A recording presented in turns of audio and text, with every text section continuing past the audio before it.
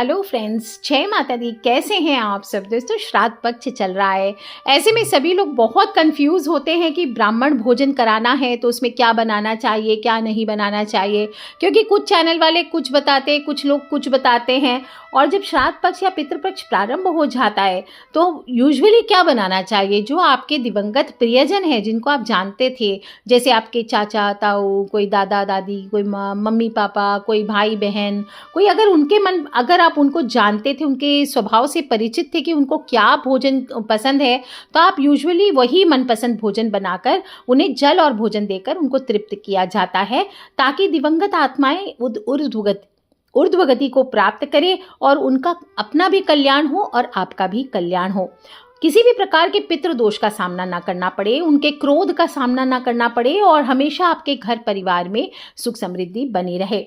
मनुस्मृति के तीसरे अध्याय में 82वें श्लोक में कहा गया है, श्राद्धेन देवाः तृप्यन्ति, श्राद्धेन ऋषयः तथा, श्राद्धेन पितरः तृप्ता तृप्यत्यपि च सत्कृतः। यानी श्राद्ध से देवता तृप्त होते हैं, ऋषि तृप्त होते हैं, पितर भी तृप्त होते हैं और श्राद्ध करने वाला स्वयं भी संतुष्ट होता है। एक पक्ष जो महालया की जो होती है ना, पूरी महालया तक एक पक्ष यानी 15 दिन के होते हैं पितृ पक्ष, जिसको कहते हैं। भादो पूर्णिमा से शुरू होकर अश्विन अमावस्या तक 16 दिन की रहती है।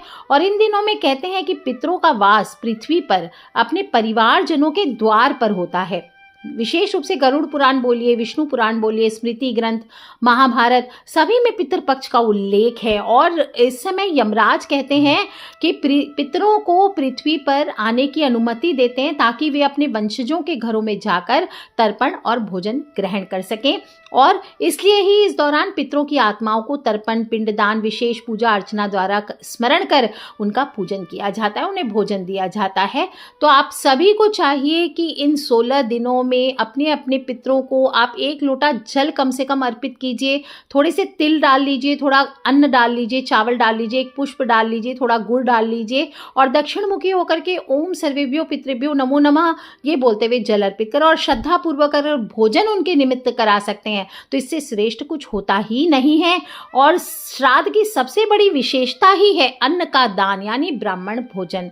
दोस्तों, पितरों का स्थान ब्राह्मणों का माना जाता है और उन्हें विशुद्ध सात्विक भोजन कराना श्राद्ध का अभिन्न अंग कहा गया है।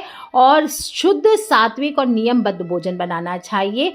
क्यों करवाया जाता है ब्राह्मण भोजन, क्यों बनाना चाहिए, परोसने की विधि क्या है, और मॉडर्न युग में, आज के युग में जब ब्राह्मण मिलते नहीं हैं तो ऐसे में क्या करना चाहिए, सभी पे डिस्कस करूंगी मैं। सबसे पहले जानते हैं कि ब्राह्मण को ही क्यों भोजन कराना है। क्योंकि ब्राह्मण को देवता और पितृ का प्रतिनिधि माना गया है। भोजन कराकर व्यक्ति ये मानता है कि उसके पितरों ने स्वयं भोजन किया है। अन्नदानात् परम दानम न भूतम न भविष्यति, यानी अन्नदान से बड़ा कोई दान नहीं है। और जब ब्राह्मण को आप पवित्र मन से सात्विक भोजन कराते हैं तो आपके पितर प्रसन्न होकर, देवता प्रसन्न होकर आशीर्वाद देते हैं।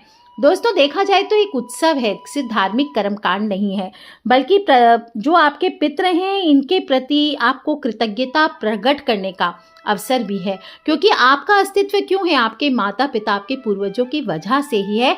तो ये सही समय होता है कि आप उनके प्रति आभार व्यक्त करें, उनको थैंक यू कहें। जो श्राद्ध में बनने वाला भोजन होता है, सामान्य जो डेली में आप भोजन बनाते हैं, इससे थोड़ा अलग होता है।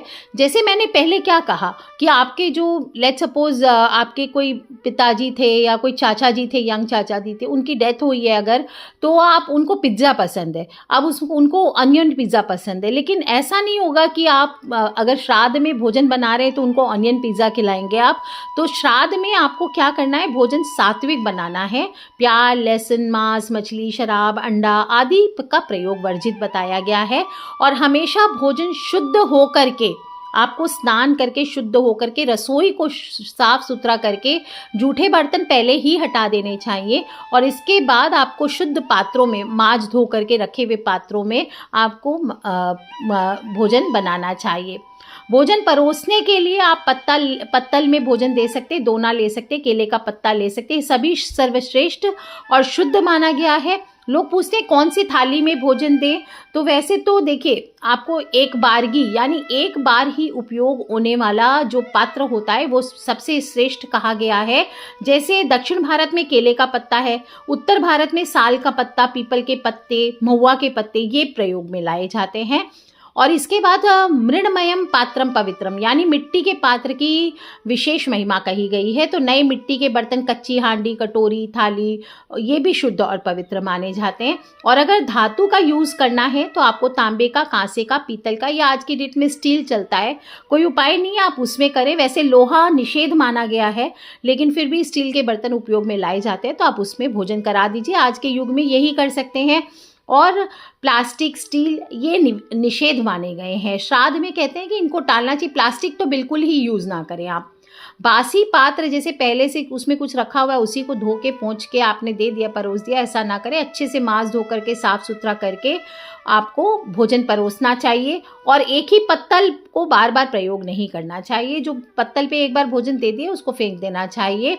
और ना ही बासी भोजन, जैसे कि रात्रि में ही आपने, अब कई लोग क्या कांजी बड़ा अगले दिन खिलाना है, पहले दिन बना के रख देते हैं, अगले दिन कांजी डाल करके खिलाते हैं। ऐसा ना करें, आप दही बड़े बना लीजिए। आपको पहले दिन के बासी भोजन नहीं कराने चाहिए। और पकाने हेतु तेल का उपयोग बहुत इम्पॉर्टेंट होता है। सरसों के तेल में कोशिश करें भोजन ना बनाएं। विशेष रूप से श्राद्ध का जो भोजन होता है या तो मीठे तेल में बनाया जाता है और या फिर घी का प्रयोग श्रेष्ठ बताया गया है। हल्दी का भी प्रयोग निषेध बताया गया है, पर कुछ लोग नहीं मानते हैं, हल्दी डालते हैं, तो बिल्कुल आप कर सकते हैं अगर आपके यहाँ ये नियम चलता है। गेहूं की पूड़ी, रोटियां ये आपको बनानी चाहिए। कहीं पे पहाड़ों में, जैसे हमारे यहाँ पे केदारनाथ आदि में श्राद्धों में चावल भी चलता है ना, पर जैसे कलकत्ता आदि में, बिहार, यूपी में पूड़ी, हलवा, खीर इसका रिवाज है, वहाँ चावल नहीं बनाए जाते हैं। पर यहाँ पे पूड़ियों के साथ चावल का भी विधान आते हैं। तो आपके जहाँ पे जैसे आप लोग भोजन कराते हैं घर पे, इसी प्रकार से कराना चाहिए। दालें आपको ध्यान रखना है, चने की दाल यूज़ नहीं करनी चाहिए। अरहर की दाल यूज़ की जा सकती है, मूंग की दाल यूज़ की जाती है। और श्राद्ध में श्रेष्ठ उड़द की दाल कही गई है। तो उड़द की दाल विशेष रूप से इसकी पकौड़ियाँ, बड़े, या मूंग की दाल की पकौड़ियाँ, बड़े ये बनाइए, ये ज़्यादा अच्छा होता है। सब्जियों में आपको आलू की सब्जी, सूरन की सब्जी, सूरन जिसको ओल कहते हैं, ओल की सब्जी, चटनी बनाई जाती है। कद्दू की सब्जी आप बना सकते हैं, लौकी की सब्जी, सीताफल जो होता है कद्दू की रसेदार सब्जी वो बनाई जा सकती है। भिंडी या तोरई, भिंडी वैसे निषेध बताया गया है पर कई शास्त्रों में कई जगहों पर भिंडी भी खिलाने का विधान आता है।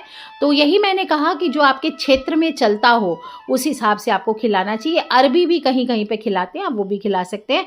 आपको बस ये ध्यान रखना है, मशरूम आदि आजकल बहुत चलन में, मशरूम आदि का प्रयोग ना करें। प्याज, लहसुन, बैंगन ये नहीं खाना चाहिए, ये वर्जित है। और मिठाइयाँ ज़रूर बनाएं। जब भी भोजन कराते हैं पंडित जी को, ब्राह्मण को, आप अपने पितरों के निमित्त कराते हैं तो खीर हुआ, खीर आप चावल की, सेवई की, मखाने की कोई भी बना सकते हैं, मालपुआ। विशेषकर राजस्थान में तो पूड़े बनाए जाते हैं, तो पूड़े, पुए, पकवान ये बनाए जाते हैं, ये बना सकते हैं। लड्डू आप बना सकते हैं। कई बार मेरी नानी बनाया करती थी, हमें आज भी याद है। हमारे यहाँ छितरी भर के नानों से कलकत्ता भेजा करती थी, पूरा टोकरी भर के सूजी के लड्डू, इतने टेस्टी हुआ करते थे। मैंने आज तक दोबारा जीवन में वो लड्डू नहीं खाए हैं। तो सूजी के लड्डू बनाए जाते हैं, कई जगह बेसन और आटे के भी बनाते हैं। पेड़ा, पंजीरी आदि बना सकते हैं। कचौड़ियाँ बनाई जाती है, दाल की विशेष रूप से भर के कचौड़ियाँ बनाई जाती है। पूड़ी तो बनाते ही हैं। और घी भात, दही बड़ा, मौसमी फल आप ले सकते, केला, अमरूद, नारियल, ये सब। ताजे दूध का शरबत बना के छाछ आदि दे सकते हैं। तिल और गुड़ का विशेष प्रयोग करना चाहिए। विशेष रूप से जब तर्पण होता है तो तिल और गुड़ तो अवश्य देना चाहिए।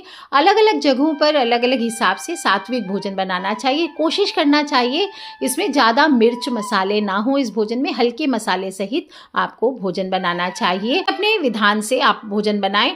अच्छा, भोजन बनाने वाले व्यक्ति जो है उनको सबसे पहले स्नान करके शुद्ध वस्त्र पहनने चाहिए। जनेऊ धारण करते तो जनेऊ धारण करें। अगर घर की स्त्रियां बना रही है तो चाहिए कि स्नान करके हल्के हल्के सूती वस्त्र धारण करके और सिर ढक करके ही भोजन बनाना चाहिए। सिर पर पल्लू ले लीजिए, कोशिश करें, या कोई तौलिया या बांध लें, क्योंकि बाल नहीं गिरने चाहिए भोजन में। अगर बाल गिर गए भोजन में तो इससे भारी पितृदोष लगता है। और इस दिन स्त्रियों को बाल नहीं धोना चाहिए, शैम्पू आदि नहीं करना चाहिए, कंघी भी नहीं करना चाहिए। कहते हैं कि श्राद्ध हो जाए जब आपने ब्राह्मण भोजन कर लिया, इसके बाद ही आपको बाल धोने चाहिए। और घर की जो बहुएं हैं, बेटे हैं, जो रसोइया आदि है, वो किचन में प्रवेश कर सकते हैं। जो श्राद्ध का कार्य करने वाले हैं, घर की बेटियों को स्पेशली, अगर आपके घर में बेटे आदि हैं तो घर की बेटियों को नियम आता है कि श्राद्ध पक्ष से जो श्राद्ध की रसोई बनती है वहाँ से दूर रखना चाहिए। लेकिन आजकल तो एक ही बेटी होती है, वो बेटे समान ही है, बिल्कुल सभी लोग कार्य करते, तो कोई भेद नहीं है, तो ऐसे में जा सकते हैं। आज का जो लाइफस्टाइल है, मॉडर्न लाइफस्टाइल, मैंने देखा है कई जगह जोमेटो स्विगी पे श्राद्ध की थाली और ये थाली, इस प्रकार से श्राद्ध का भोजन बना बना कर कई लोग देते हैं। कोशिश करना चाहिए ऐसा आप बाजार से खरीद करके अपने पितृ के निमित्त भोजन ना करवाएं, है ना। चावल दाल 2 सब्जी खीर पूरी बना लीजिए, बिल्कुल 1 घंटा भी नहीं लगता है। फटाफट कोशिश कीजिए, रेस्टोरेंट से मंगाने के बजाय 1 सब्जी रोटी और 1 मीठा भी आप बना करके शुद्ध भोजन ब्राह्मणों को परोसेंगे, या फिर आपके जो कोई पंडित हैं, फैमिली पंडित जी हैं, उनको बुलाकर भोजन कराइए। ये बहुत अच्छा होता है। नहीं तो अगर आप ऐसा नहीं कर सकते तो किसी, जहाँ पे हो रहा है ब्राह्मण भोज, किसी आश्रम में, किसी मंदिर में, वहाँ पर आप दक्षिणा दे करके ब्राह्मण भोज आयोजित करवा सकते हैं। और ब्राह्मणों को भोजन परोसने से पहले ये ध्यान रखें, अगर घर में कर रहे हैं तो सबसे पहले पानी देना चाहिए आपको। ऐसा नहीं कि ब्राह्मण को बैठाया, थाली लगाई, जल दिया ही नहीं लास्ट में। हमेशा पहले जल दीजिए, गिलास दीजिए, उसमें जल दीजिए, इसके बाद पत्तल लगाइए या थाली लगाइए और तब आपको भोजन परोसना चाहिए। और थोड़ा थोड़ा गऊ ग्रास आपको अवश्य निकलवाना चाहिए, इसके बाद ही ब्राह्मण को भोजन देना चाहिए। ब्राह्मण को पत्तल पर दही, घी, चावल, दाल, सब्जी, पूरी, खीर, हलवा, जो भी आपने लाए दोने आदि में आप परोस दीजिए। और भोजन जब पूर्ण हो जाए, सभी के हाथ धुला करके मस्तक पर उनके तिलक करना चाहिए, चावल चिपकाइए। और ब्राह्मण को भी चाहिए कि अपने जजमान के मस्तक पर तिलक चावल करें, और कलावा हो तो कलावा भी बंधवा सकते हैं। इसके बाद पाँव छू करके आपको उनके आशीर्वाद लेना चाहिए, और धोती, गमछा, वस्त्र, अन्न, दक्षिणा, जो भी आप उनको देना चाहते हैं, उनको देने के लिए गिफ्ट लेकर के आए हैं, वो दे करके उनको आदर सहित विदा करना चाहिए। श्राद्ध पक्ष में ब्राह्मण भोजन की परंपरा दोस्तों भारतीय संस्कृति का गहन हिस्सा है। और इसमें जो बनने वाला भोजन है, व्यंजन है, वो सिर्फ खाना नहीं होता है, ये श्रद्धा और आस्था का प्रतीक होता है। कद्दू, आलू, खीर, पूड़ी, दाल, पुए, पान, ये सब व्यंजन हमारे पितरों का स्मरण कराते हुए हमें ये सिखाते हैं कि जीवन में सात्विकता हो, कृतज्ञता हो, सेवा हो, इन सब का बहुत बहुत महत्व होता है। और यदि परिवार अपनी क्षमता और श्रद्धा के अनुसार ब्राह्मणों को भोजन कराता है, पितरों का स्मरण करता है, तो निश्चित ही उस परिवार के पितृ प्रसन्न होते हैं और अपने वंशजों को सुख समृद्धि का आशीर्वाद देते हैं। जैसे देवताओं को हवन से तृप्त किया जाता है, वैसे ही पितरों को जल और अन्न से तृप्त किया जाता है। इसलिए इस दिन पितृ तर्पण अवश्य कीजिए। और दोस्तों, इस प्रकार से ब्राह्मण भोजन आपको श्राद्ध पक्ष में आयोजित करना चाहिए। और मैंने पूरे डिटेल में बताने की कोशिश की कि श्राद्ध पक्ष में ब्राह्मण भोज में क्या क्या बनाना चाहिए। अगर कुछ रह गया हो तो आप मुझे वीडियो के नीचे लिख करके ज़रूर पूछ ले। खिलखिलाते रहे, मुस्कुराते रहे, और ज़्यादा से ज़्यादा अपने फ्रेंड्स, फैमिली, मम्मी पापा, भाई बहन, बच्चे, सब लोग जो परेशान रहते हैं, डिस्कशन नहीं कर पाते कि कहाँ पे क्या भोजन करें, कंफ्यूजन्स होते रहते हैं, उन सभी से इन वीडियोस को अवश्य शेयर किया करें, क्योंकि हमें नहीं पता कौन सी चीज़, कौन सी बात कब किसकी लाइफ बदल दे। So love you all friends, take care. जय माता दी, बम बम भोलेनाथ की जयकारा, शेरा वाली दा बोल, सांचे दरबार की जय बोल। ये अपने अपने पितर पितरानी की जय।